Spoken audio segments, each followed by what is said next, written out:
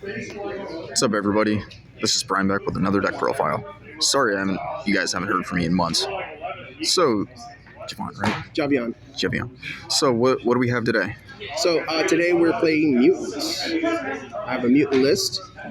So right now I'm currently just testing this build and I'm trying to see where we're going to go with it. So let's go ahead and get started right off with 3 mutant MO5s. Mutants are really simple to understand if you've never seen this deck before. The smaller creatures search the bigger creatures and or the spell and trap cards in the deck. So M is searches for any mutant monster, where ST searches for any of the spell and traps. All right. So if you don't know that by now, I mean, mutants have been out for a while, but I know there's people that are new to the game. So if you ever see it, M for monsters, ST for spell trap. All right. I'm playing one of each of the big ones. They're essentially bricks, so you don't really want to see them in your hand. However, it is good. It's kind of okay if you do see one, because each of these small ones tribute themselves and banish a card either on the field or in your hand to go ahead and summon a mutant from the deck. So either of these both of these have the same effect. So if you activate either of these, the way it works is that you'll go ahead and you'll banish a monster, and you'll get a monster from the deck, which is normally Mutant Beast. If you banish a trap card, you'll get Mutant Arsenal, and if you banish a spell card, you'll get Mutant Mist. Now, the important part about that is you're banishing a card. All right. So in this deck, we're running an actual small zombie engine. And this will start to make sense once we start getting into the spell or traps. We're running 3 Unizombies. Unizombie is here because Unizombie is going to go ahead and dump Necroface. Now, Necroface is great in this deck because you can go ahead and banish, if you're lucky, you can banish up to, I think the numbers came out to like 43% of your opponent's deck in just one shot, assuming that's a 40-card deck. So it's really good. You can take out some key cards. Activating Mutant Beast's effect, you can banish Necroface from your hand and then banish another 5 cards from the top of your opponent's deck while Mutant Beast is negating a spell or trap. Same thing with Arsenal. You can negate a monster effect, and then with Mist, you can negate a trap effect. And all of them can banish Necroface from the hand to negate an effect, and also go ahead and banish another 5 unit zombie of the deck. So, we were running also 3 Dimension Shifters. Alright, so in this format, with Tier running around, Dimension Shifter is just a meta call. Dimension Shifter, so that it is what it is. We're running Mutant Fusion and Mutant Fusion Lab. This is nothing more than really a special summon. If you have it active on the field, it gives all of your mutant monsters a boost by 100 for every banished mutant card of a different name in your banished zone. So you can start to see how the synergy works. Mutant Fusion almost works like Shaddoll Fusion. So if your opponent plays a monster effect on your turn, then you can banish from your deck to summon a monster from your extra deck. This is a free banish 5, and you +1 at the end of turn. You banish the Necroface, banish 5 off the top of your opponent's turn, and in 2 turns you get your Necroface back. Foolish Burial. Alright, so Foolish Burial is here essentially for the Necroface or anything that you need to put into the grave. That'll make sense once you see the rest of it. Allure, again, you can banish the Necroface off of the Allure or any dead D-shifters. Triple Prosperity, you need to dig for cards. It does conflict with the Allure, so don't know if we're going to remove this later on and just switch it for cards that interact on my opponent's turn so that I can just keep going, something that'll give me more gas, but for now, Prosperity is the call to dig for what you need. The small ones here are Psychics, so we're playing 3 E-Telly, not once per turn. You can summon 2 mutant monsters and a third, so it's just a good card. Two-dimensional fissures. All right, so I'm thinking about bumping this up to 3.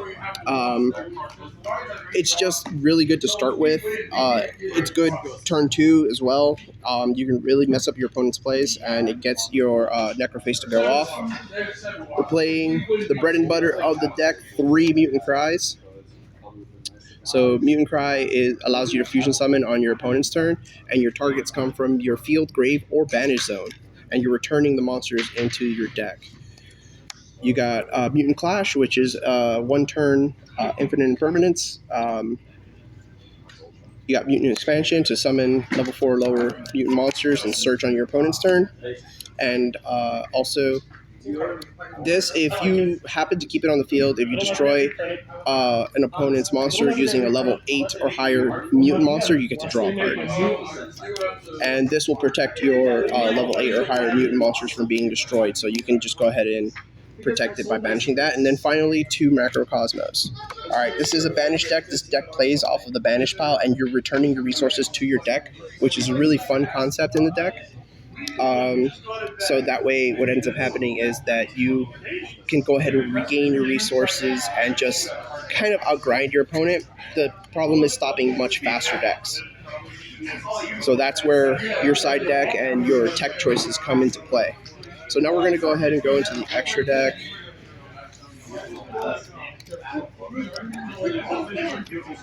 Let's get that out of the way. So for the extra, because we're playing enough dark monsters, we play dark. Sometimes you summon a Unizombie. If it gets negated, you can still E-Tele another monster onto the field, go into dark. If you're going second, you can pull any Bestials from your opponent's graveyard, go into a Nightmare Unicorn, spin something, and just go completely crazy. Starter's Charged Warrior, you end up with a Unizombie sometimes on the field and another mutant small monster on the field, so you can go ahead and just turn that into a draw 1. If your play isn't going very well, you can possibly draw into a Macrocosmos or something well. If you do have your D-Fissure live, you can instead go into Immortal Dragon and dump your Necroface into the grave. Never seen that to go ahead and just go off. You can just banish another 5. Never seen that card before. Yeah. Actually, that was an addition for today. I mean, it's got a 2400 booty. It's level 6. I mean, it goes with synergy of other things. Dark Strike Fighter for time. Psychic End Punisher for a big punch. So you don't really have a lot of like maximum power in this deck. With your tuners, if you can keep them on field, you can go into the Psychic End Punisher and just really start hurting your opponent. You can use that effect. It starts getting stronger at the lower life points you're at. From there, we have these level 6s, and we also run the Wallow. At the current moment, in our side deck, we are running Bestials. So right now, this is kind of like just a tech call, considering the fact that we could go into other level 6s as well as our Bestials.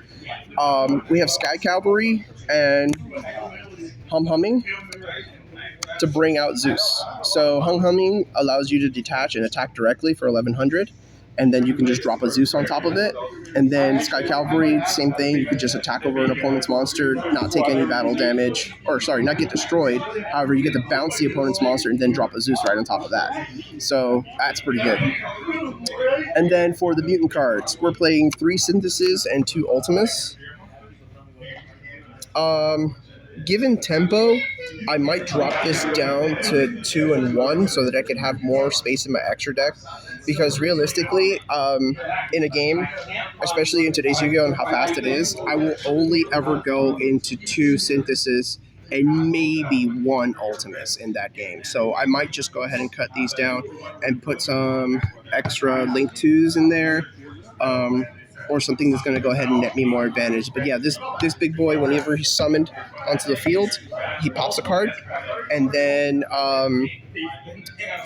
from there, he can also protect himself by quick effect, changing himself to be protected against the card effect that was activated. So spell if your opponent activated a spell, monster if your opponent activated a monster, and trap if your opponent activated trap. Ultimus is a 3500 beefy boy. Um, I mean, he can banish a mutant card from your hand or graveyard and just banish a card on your opponent's field. So it's pretty good. This deck seems pretty interesting. It is. It's really interesting. But it's you have to play well. You have to really know your cards, and you have to really trigger your effects at the right moment. Because if you don't choke point your opponent, then they're just going to steamroll you with speed. Especially a deck that has gas like Dragon Link. You only have so many resources, and they typically don't care about getting their cards banished. So it's all about the setup, really, with this deck. All right. So that's, I always mispronounce your name. Javian. Javian. Yeah. That's Javian's mutant deck profile. Thanks for doing this. Hit like and subscribe. Catch you on the flip side.